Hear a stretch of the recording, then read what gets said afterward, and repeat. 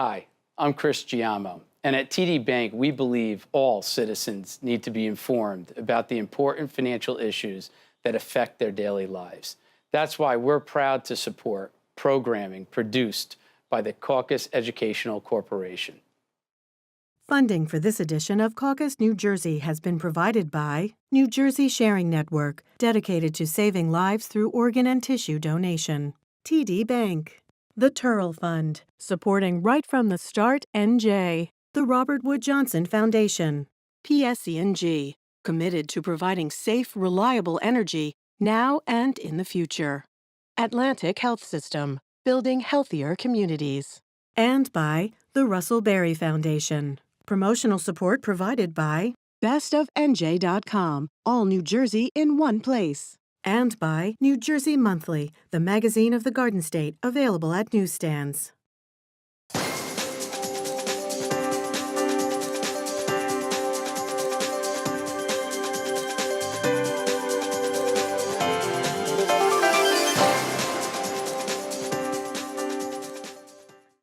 I'm Steve Adubato. More importantly, we are in Atlantic City.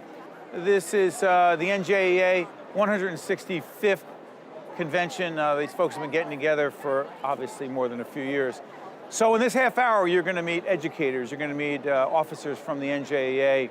We also talked to the Commissioner of Education, the keynote speaker here, talking about issues that matter to our children, the students of today, what it's like to be an educator in today's classroom, new technology and the impact that it's having, issues of race, issues of diversity and inclusion, all kinds of issues that impact our children, your children, my children, and the great teachers who teach them every day at the NJEA Convention.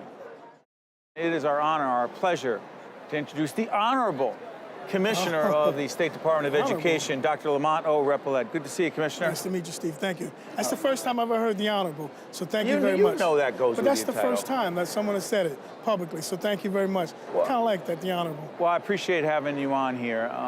And the one thing that struck me about your bio is you say very publicly, very proudly, that education saved your life. Yes. What do you mean by that? Well, education saved my life. You know, when you grow in an urban community, there's some challenges that you have. Tell folks where you grew up. I grew up in Carteret, New Jersey, but I also lived in New York City. I lived in Germany. I lived in Virginia, so lived in Louisiana. So technically, I've been to 7 schools in 13 years. I've kind of experienced some things. My parents were veterans. However, when we returned from Germany, I can tell you, it was kind of rough for my parents. So we did, struggle a little bit. However, but education was always the focus in my house, right? My mother and father made sure that I did my homework, made sure that we have received a quality education. Whole range of issues in the Murphy administration as it relates to education. If you were to describe succinctly, and you'll be talking about this at the NJEA Convention, the philosophy of the Murphy administration vis-a-vis public education and how it may be in any way different from what we've seen in the past. The philosophy is that Governor Murphy, he's talked about a strong and fair New Jersey. So what does that mean in education? That means our approach. How do we approach education? So we're talking about reimagining, right? The governor has a progressive agenda. We're talking about expanding pre-K. We're talking about innovation for all, computers, science for all. We're talking about access to community colleges and stuff like that. So that's what we call not a progressive from a political standpoint, but progressive from a growth mindset. So our approach is definitely how do we create a system that will support Governor Murphy's initiatives, but more importantly, respond to the needs of our students and our district and our stakeholders. It's interesting. I'm sorry for interrupting, Commissioner. You mentioned pre-K, universal pre-K, which is the goal, clearly. Yes. One of the initiatives we are involved in is called Right from the Start NJ. You'll see the website as I'm talking to the Commissioner about this. 0 to 3, birth to 3, if you will. Talk about those early years and why they're so important. Well, those years are important. I think there's a lot of research that supports from 0 to 3, right? And the job for 0 to 3 is to make sure that they have those basic needs, right? Maslow talked about the basic needs, food, clothing, and shelter. Hierarchy of needs. Yes, if you don't have those basics, yes, then it's going to be very hard. Self-actualize. That's right? My thing right there. So I guess during that period, that time is where that we key in and focus on areas. But what the Murphy administration, what we're doing is that we don't work in silos. We're kind of working with Department of Health, Department of Community Service, all those different agencies to bring together human services. Families and children. Family and children, to make sure that we come together and have a cohesive plan. And First Lady Murphy, I apologize, her initiative is something that the department has really been working hand in hand with. You know, having an expertise, because you know the end goal is get them to school, get them to 3 to 4. Get them ready. Get them ready. So how do we now start? We back map that from the beginning, and we support that. So I think the approach that we're taking is getting everyone involved. Intergovernmental agencies not working in a silo, I think is important. So it's definitely one thing that's resonates with not just the state, but more so resonate with our administration. The governor supports it, and First Lady, you know, she's definitely making sure we move the needle forward with that. Testing, standardized testing, park tests. Things are evolving, but Yes. they're still in play. Yes. Update us. Well, we're talking about assessment. I think we all have assessments in school, from formative to summative assessments. I know Governor Murphy talked about from day one eliminating PART. However, we're talking about transitioning from PART because there's federal and there's state guidelines that we must adhere to. And I think that right now we're in the process of transitioning. The state board, in conjunction with the Department of Education and even the legislators, we work together to kind of change some of the regulations, right? Try to ease it up, try to give more support. Why do you need to do that? What, devil's advocate, why wouldn't you just say, we need lots of standardized testing. That's the only way to really measure student performance and, if you will, the performance of teachers. Some think that. You say? So we're talking about that progressive, that growth mindset. I think over time, yes, assessment change, like anything else. In education, we need to be fluid. So right now, when we're talking about post-secondary success, and the governor's talking about apprenticeships, we're talking about having our students go to college, then we need to kind of focus on getting them ready. But we've assessed kids since third grade. So we have enough data to support where our kids are. Our goal right now is secondary levels to get them prepared for life after high school, secondary approach. So we're going to do that and looking at it in a meaningful way. So when Governor Murphy talks about a strong and fair New Jersey, we look at the fair piece, right? We need to make sure that our assessments are fair, right? We need to make sure that we have the proper amount of rigor. We need to make sure that we understand, our teachers and educators understand the relationship between assessments, curriculum, and standards. So we're taking a comprehensive approach into how we look at assessments. And we've had our assessment tour, and we got some positive feedback throughout the state, right? No matter what demographic you're from, what part of the state, everyone had an opportunity to weigh in on the assessments. And then we took that information and created action items. And through those action items, we had results. Those results are to reduce the number of assessments in high school from 6, I believe, from 6 to 4, to looking at the transition to having 9th and 10th grade, right? So it was a healthy compromise. 9th and 10th grade, you get that foundational. And then 11th and 12th grade, we start preparing for secondary success. But not lowering standards at all. No, Okay, we're not. Be clear. No, the one thing about New Jersey, you know, when it comes to us being ranked perennial, within the top 3, we're ranked number 2. Public education. Public education, that's because of great educators like here in NJEA and our administrators and our parents, but more importantly, our students. And that's what it's all about, our students. That's our core. Where are we in terms of school funding, in terms of state funding to public schools, and are we where we need to be? I think right now, I'll say this, as a practitioner, someone over the last 10 years have been involved in education, I'm excited that Governor Murphy has invested in education. I think the new funding formula, A2S2, allows us to actually plan for the future. Let's clarify that, the state funding formula as to which districts get how much, because there are some who believe that there are certain districts that were getting too much, others not getting enough. Yeah, so that's just why, not fair. So when the governor talked about modernizing it, I think we need to have a deep dive into our formula to make sure that local shares can afford to pay their local shares, but also make sure that there's adequate resource available for those students who may need it. Because the formula, when you look at the formula, it's not just the enrollment. It's the demographics of the students that make up that. So different districts have different demographics and different needs. We need to make sure that we modernize our formula enough to be able to address the needs of our students, to provide a thorough and efficient education, but also make sure that those districts have the opportunity through whether it's local share to make sure that they can afford to do that as well. So we have to have a happy balance. So the discussion will continue in the department. I know that the governor is committed to ensuring that we have a formula that's fair, because stronger and fair New Jersey. Commissioner, I want to thank you for joining us here at the NJEA Convention, and we appreciate your time. We look forward to continuing the conversation about our children. Thank you very much. It's my honor, my pleasure to introduce the president of the NJEA, Marie Blistan. Good to see you, Marie. Thank you, Steve. I just finished an interview here with the Commissioner of Education of the state of New Jersey, Dr. Repollet.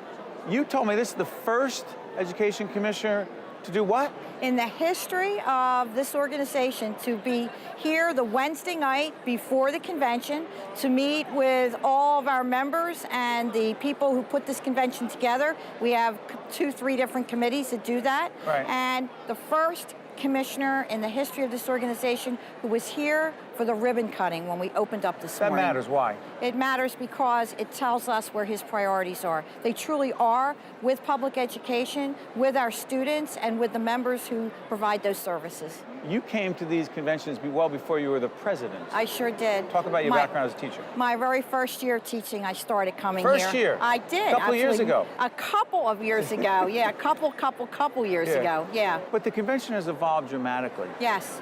What's it like today? Well, it's evolved. I mean, even many years ago, we didn't have as many of the workshop offerings as we have. We didn't represent that many members. Today, I'm very happy to tell you that we represent members from pre-service, those students who are in college who want to become teachers, right, through K through 12, through college, and through our members who are retired. There's something here for literally for everyone, but there's a common thread. And the common thread still is students, children, and what we need to do in this country to move our country forward through public education. School violence, guns in the hands of teachers who are trained to use those guns. You're shaking your head before I even finish the question. Yeah, because? Yeah, it's totally ridiculous. What we should be doing is putting our efforts and our time and money into resources for our public schools so that we can, in fact, provide the necessary resources and supports that our students, our children, and their families need. And for those who are watching saying, yeah, but if, God forbid, something happens and a teacher is armed, he or she is in a better position to protect his or her students, you say? That's also ridiculous. We are not trained to be police officers. We are trained to be teachers, nurturers, and facilitators. And we're very good at doing that job. Park tests, standardized Yes. testing, where are we today? We are working with the Commissioner, the Department of Education, and all other stakeholders to look for another assessment that will more adequately reflect what our standards are. A different kind of test? We're looking for a test that will reflect the standards that we have here in New Jersey. We have very high standards for our students. We've been known to have that throughout the country. We're rated #2 in the United States for the best quality in terms public of student schools. Performance? Yeah, well, absolutely. We're rated in the top 5 on AP test scores. We are absolutely #1. Is the question of who is going into teaching changed dramatically in the last 10, 15 years? I think, yeah, our colleges started to report that there was a downturn in students who were interested in public education during the prior 8 years of the governor in this state. And I think that we have been working very hard to show what the truth is about this wonderful profession, about the difference that we make. We have such a responsibility, but we have such an opportunity to make a difference in a child's life, to help them, to guide them. We are the ones who are able to do that. We spend a lot of hours every day with children, facilitating what it is that they want to become. You know, before I let you out, I want to ask you this. Biggest challenge being a really excellent public school teacher today is? Because you talked about how great it is. One challenge. Well, I always look at challenges as opportunities, and I think that have you always been a positive person like that? Yeah, because, yeah, Challenge absolutely. is nothing more than opportunity. They are opportunities, always, yeah. Name one. Well, we get the chance to have continuing education. We get the chance to have continued professional development. Look, this world evolves. Our country has evolved. We're not the same country technologically than we were 10 years ago, 5 years ago, even 1 year ago. And we have that opportunity to stay on top and bring the very best, not only into our own lives, but into their students' lives. Marie, thank you for once again having us and our team here in Atlantic City at the convention. And we wish you and your colleagues all the best. Steve, thank you, and thank you for the work that you continue to do. To see more Caucus New Jersey with Steve Adubato programs, visit us online at steveadubato.org. If you would like to express an opinion, email us at info@caucusnj.org. Find us on Facebook at facebook.com/Steve Adubato PhD. And follow us on Twitter at Steve Adubato. We are at the 165th NJEA Convention. It is my honor and pleasure to introduce one of the great educators who is here. He is Philip McCormick, Digital Communication and Information Lecturer at my alma mater, Rutgers University, and a social studies teacher at Columbia High School, which is in Maplewood, New Jersey. One of the things about you is this initiative that you're presenting on today at the NJEA Convention, Beyond the Rainbow, the LGBTQ plus community. These students who fall into this, I hate to say category, what is it that teachers need to do, that we need to do to make students who are in the LGBTQ plus community feel included? Isn't that the goal? Absolutely. And that's such a great question, and it's so complex. But I'm a firm believer that to teach people, we need to reach people. And we hear this concept of teaching the whole student. And I feel that good education is inclusive, it's inviting. Someone by the name of Emily Stile, who's done research on equity and inclusion, has talked about this idea of windows and mirrors. And she said one of the things that stuck with me was that good teaching acts as a window and both a mirror to students. So students are able to learn about other people, sort of a figurative window looking into the lives of others, but also are able to see education as a mirror reflecting their own identities. And a lot of the times that works for some people. Some people are able to get really good mirrors where their history and their experience is mirrored.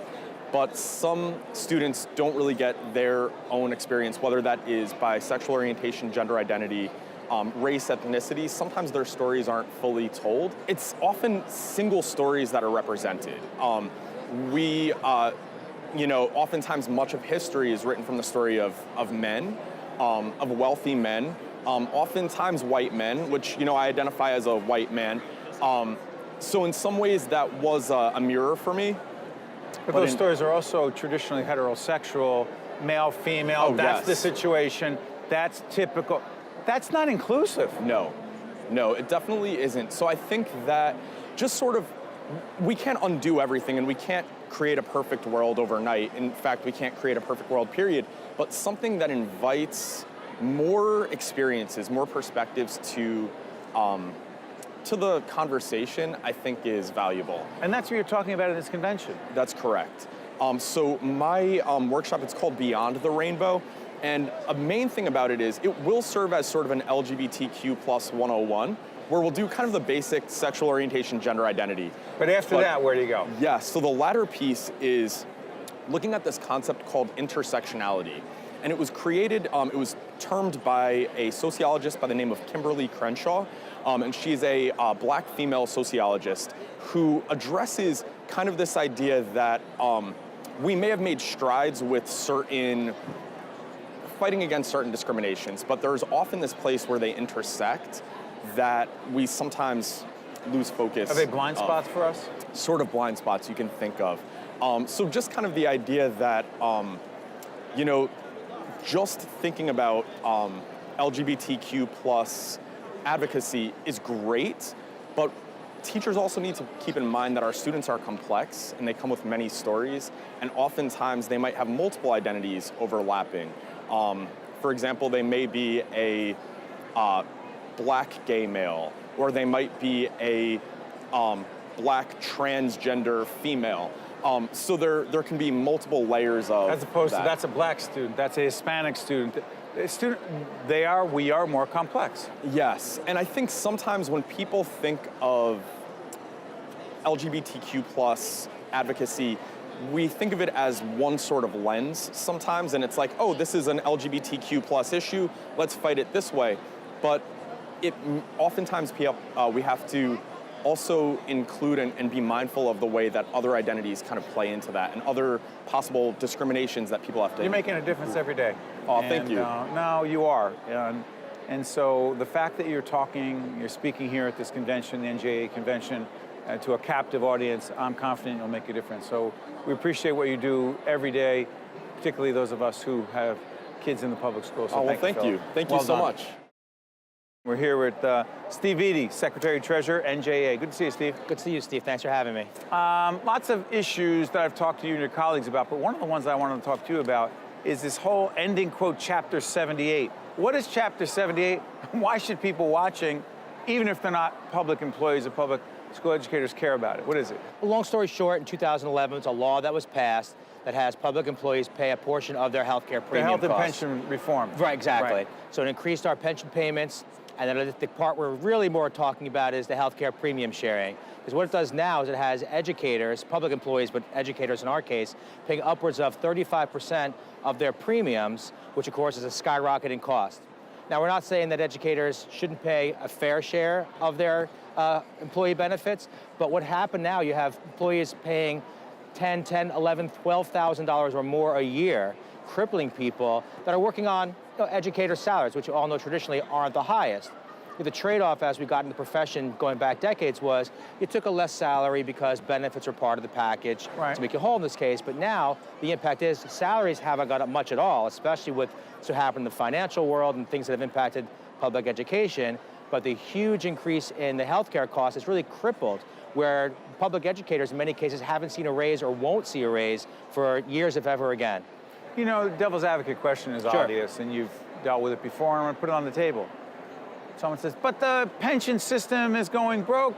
We don't have the money. We've got to make these changes. And if teachers aren't going to make more, hey, listen, at least we'll save the system. You say what to those folks? Well, I say that I understand that the pension system is in trouble, but that's large part not fault of anyone. I never missed a pension payment, but the state, of course, granted themselves, I guess you want to call it a holiday, going back decades and decades. Through Holidays all otherwise known as not paying. That's what I'm saying. Not paying, contributing. Not contributing. So, and I'm not blaming one. It's Democrats and Republican governors all along, going back from when Whitman made the original raid in the pension fund, which at the time, you know, hindsight always 20/20.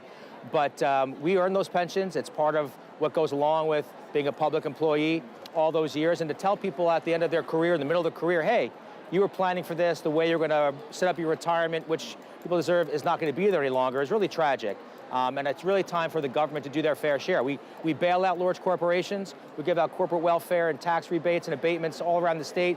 We always forget about how about funding the pension for the deserving educators. Let me ask you this, your educational background, you've been teaching for how long? 24 years I was in the classroom. And the subject is? High school social studies. What drew you? And I'm fascinated by this, particularly at a time where there's so much, the discourse, let's just say, is anything but civil. Mm-hmm. It's nasty, it's ugly, it's personal, it's degrading, and you're teaching social studies. How do you use that horrific, if you will, and that's not even commentary, you don't need me to tell you that, horrific political environment in a social studies class to teach? Well, personally, or do you ignore it? I don't. I mean, personally, I was very fortunate. I taught the last 24 years, and most of those years in a class called Global Studies. It was a Global Studies. The senior elective, and a lot of it was on current events, current issues. We did current events every single day and linked them to the idea of interdependence within societies. And so current events were something that allowed us to examine the world and really bring, you know, seniors. They're the ones going out into the workplace, into educate, whatever it may be. So having them understand the forces at work, I enjoyed the fact that I can engage these students in meaningful conversations about their future. And I look back, you know, I have a notebook where I kept every day's current events going back 6 or 7 years, maybe more. And I would look through it sometimes and think, look at what's happened over the course of time. And of course, history repeating itself. But going back to your question, utilizing that as a way to engage students so they become critical thinkers in hoping to roll back some of the horrificness, if that's a word, I made it a word, that we're dealing with today so they can be informed thinkers, critical thinkers, and part of the solution rather than get caught up in the rhetoric and everything that goes on. By the way, you're going to have an English teacher challenging us online saying whether horrificness is a word or not. I just made it a word. And I just agreed that it was a word. Perfect. And I'm actually not sure. But let me follow up on that. Someone says, you know, and I actually wrote a piece recently. If you look on our website, you can find it there. And the whole essence of the piece, which is relevant to your work as a social studies teacher, is that many people believe what they believe, and they very often don't want to find out anything else that contradicts what they think they believe, and only go to sources that reinforce what they believe. Am I wrong? I don't think you're wrong. There are definitely a large group of students and people in society that find their news from a convenient source. You want to be validated, so whether it's CNN, Fox News, I always like BBC News as sort of a neutral third party for whatever that means. But it becomes easy in the world today. See, I'm right. See, they look at it. See, I'm right. Now, as a social studies teacher, I'm sorry for interrupting. That's right. How do you teach students that even if you think you believe this, that reading someone else's point of view is part of being a, quote, you use the term critical thinker. How Right. do you even teach that? What I try to do is, listen, if this is what you believe, you truly believe in whatever that opinion is, and you found someone that agrees with you, my point to them is, find someone that doesn't agree with you, because you only improve your own argument when you understand fully the counterpoint of somebody else. Steve, I'm sure you wanted to talk about a whole range of issues, but this issue's not just been on my mind, but a lot of people watching are asking, how can we improve the quality of our public discourse, and what is the role of educators, particularly teachers, educators in social studies, to help our students be more open-minded, dare I say? And I thank you for indulging me and our audience. Thank you, Steve. I appreciate it, Steve. Well Pleasure. done. Thank you. The preceding program has been a production of the Caucus Educational Corporation, celebrating over 30 years of broadcast excellence. Funding for this edition of Caucus New Jersey has been provided by New Jersey Sharing Network, TD Bank, the Turrell Fund, supporting Right from the Start NJ, the Robert Wood Johnson Foundation, PSE&G, Atlantic Health System, and by the Russell Berry Foundation. Transportation provided by Airbrook Limousine, serving the metropolitan New York, New Jersey area. Caucus New Jersey has been produced in partnership with TriStar Studios. I was diagnosed with cystic fibrosis when I was 2. It's hard to grow up with CF. But I have an awesome care team at Goriab Children's Hospital, helping me do the things I want to do, like play lacrosse. And now I've been recruited to play in college. Where you go for pediatric care matters. Atlantic Health System, because every moment is a moment that matters.